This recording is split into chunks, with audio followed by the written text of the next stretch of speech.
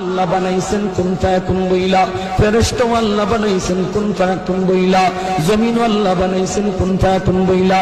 কিন্তু আমারে আপনারে আল্লাহ পাক কুন ফায়াকুন বইলা বানায় নাই।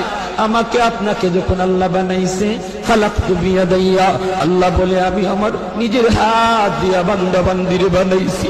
কারণ এই চেহারার মধ্যে এত দামি কপাল, ওই কপাল দিয়া বান্দা আমার কুদরতি কদমে সেজদা দিবে।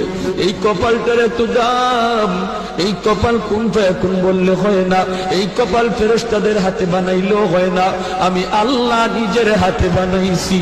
ইংলিশে অনার্স পড়ুয়া একটা যুবক, সে যদি নবীর সুন্নাত তরিকায় চললো, আল্লাহর ভয় কইরা সব গুনাহ থেকে বাঁচলো, তুমি কেন পারবা না?